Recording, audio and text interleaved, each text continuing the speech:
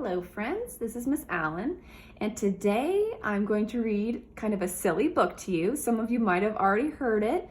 It's called The Princess and the Pony by Kate Beaton. And I was going to do where I hold the book and you guys can see me and stuff, but this book has a lot of cute pictures in it. I want you to be able to see the pictures close up, and this is the easiest way to do it. So the whole point of us reading this book today is because I'm going to ask you questions after the story's over to see if you were listening and paying attention.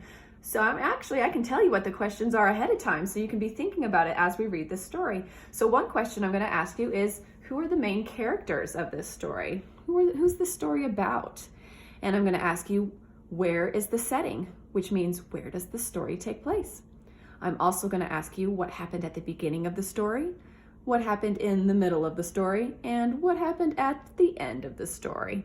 So hopefully you guys are paying attention and you can be able to answer those questions. Because once you get to reading your own books, you hopefully can answer all those questions once you get done reading a story. Because if you couldn't answer those questions after you read your own story, then you weren't doing a very good job thinking about what you were reading. And the whole point of reading is to know what's going on in the story.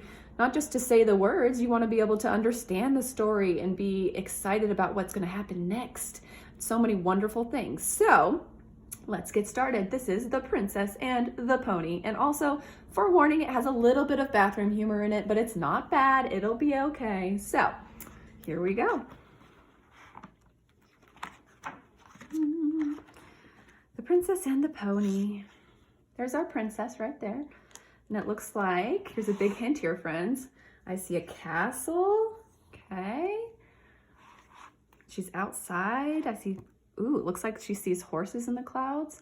Maybe she's daydreaming about horses and she's seeing those pictures in clouds. I don't know.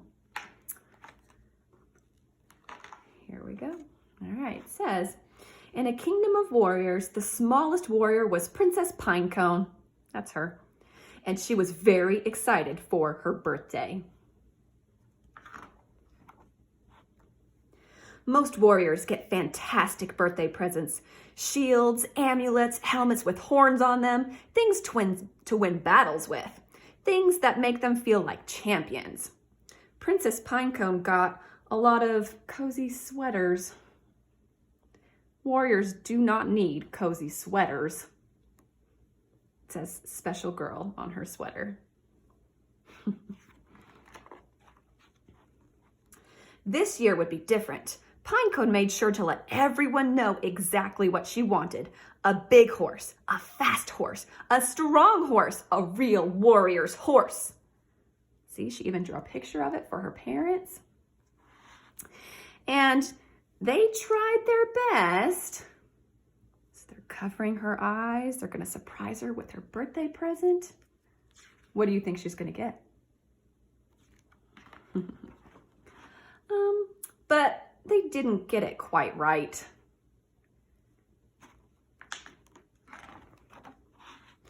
I can't ride that, said Princess Pinecone. It's too small. It's too round. And I think its eyes are looking in different directions. This was true, but only sometimes. But you can't say no to a birthday present, so she took the little pony to her room where it ate things it shouldn't have and it farted too much. Uh-oh, he's eating the curtains.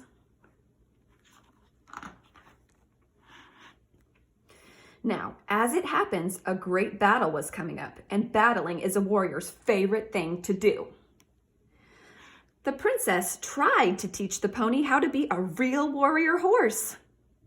So here's a real warrior horse, and here's her pony. Do they look the same? No. But the pony was hopeless. We'll never be champions, Pinecone sighed. The day of the great battle arrived. All the other warriors seemed very big and very tough. Just do your best, she told the pony.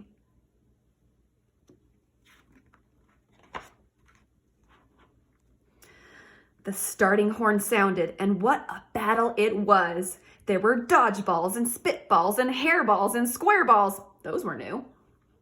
People were getting knocked over left and right. Pinecone stood at the edge, looking for her chance to dive in. So she's waiting. See all this craziness happening in this picture? This guy's even trying to chew on a cannon.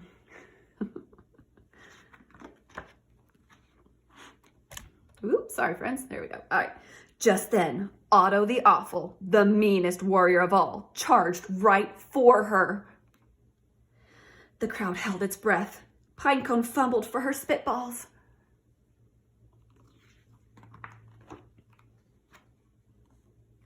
But Otto stopped in his tracks. His eyes grew very wide. "Aw," he said, "what a cute little pony. Who would want to hurt a roly pony like you?"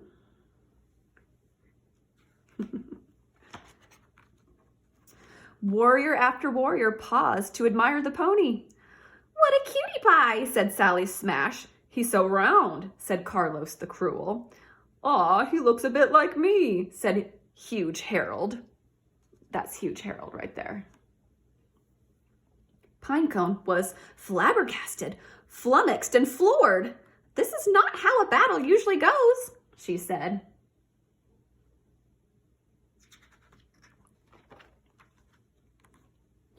"You're right," said Otto, "but we warriors don't often get to show our cuddly sides." Princess Pinecone thought about it. "Well," she said, "I can help you with that."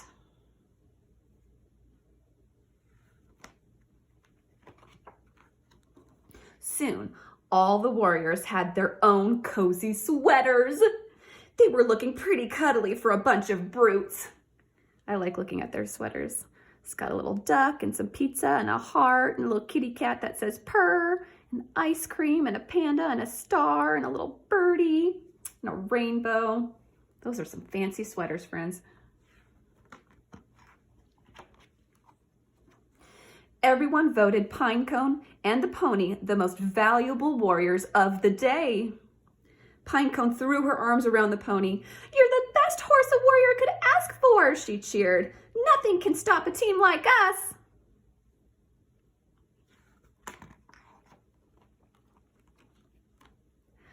The little pony was so excited, it lifted its tail and farted. "Well," said Pinecone, "we can work on that." All right, friends, that's the end. And of course, this is pictures of her pony and a whole bunch of different cute little cozy sweaters. So remember those questions that I'm going to ask you. I'm going to ask you, who were the main characters of this story? What was the setting of the story? Where did it take place? Did it take place in an ice cream shop? Or did it take place somewhere else? And what happened at the beginning of the story? What happened in the middle of the story? And what happened at the end of the story? I hope you enjoyed this silly little book. I always love reading it. And have a good day and do a good job answering those questions, friends.